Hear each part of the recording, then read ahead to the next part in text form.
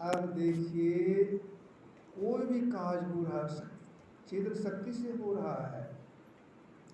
हम लोग कुछ सोचते हैं, कुछ बोलते हैं, किसकी शक्ति से? चेतन की शक्ति से। तो सारा कार्य चेतन शक्ति से हो रहा है। चेतन शक्ति कहाँ से आता है? संत कबीर साहब ने संसार लोगों से कहा, स्वरूप अखंडित व्यापी चैतन्य चैतन। स्वरूप अखंडित व्यापी चैतन्य चैतन, ऊंचे नीचे आगे पीछे दाएं में आनंद, बड़ा ते बड़ा छोटा छोटा मिहित सब लिखा। आज जो चेतन को प्रतिशक्ति प्रदान करने वाला है वह है परमात्मा। परमात्मा की शक्ति से चेतन अपना काम कर रहा है। वह परमात्मा चेतन में व्यापक होकर के अपना मंडल बाहर रखा है।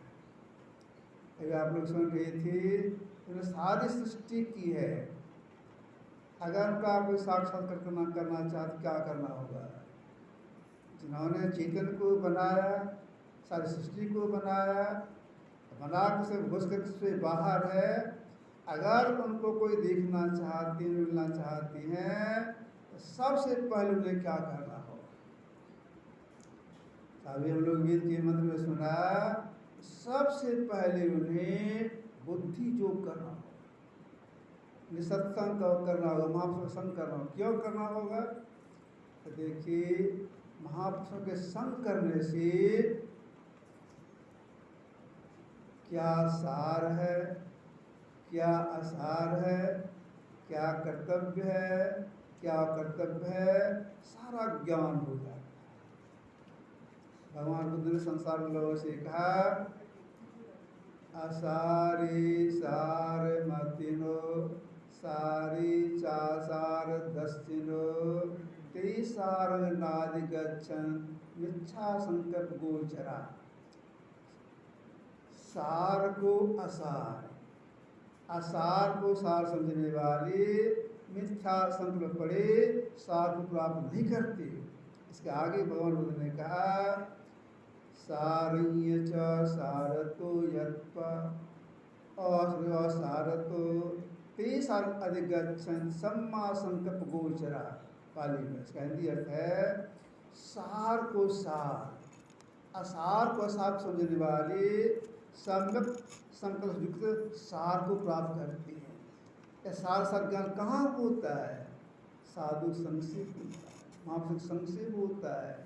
इसलिए वेद की आज्ञा हुई है, हे मनुष्यों, अगर अपना परम कल्याण चाहते हैं, कर्तव्य क्या, इसका सही ज्ञान जानने के लिए संतों का संग, महापुरुषों का संग कीजिए। तो जो संतों का महापुरुषों का संग करते हैं, जानकारी मिलती है, यह सृष्टि परमात्मा मौज से हुई है और उनकी मौज से इसकी समाप्ति भी होती है।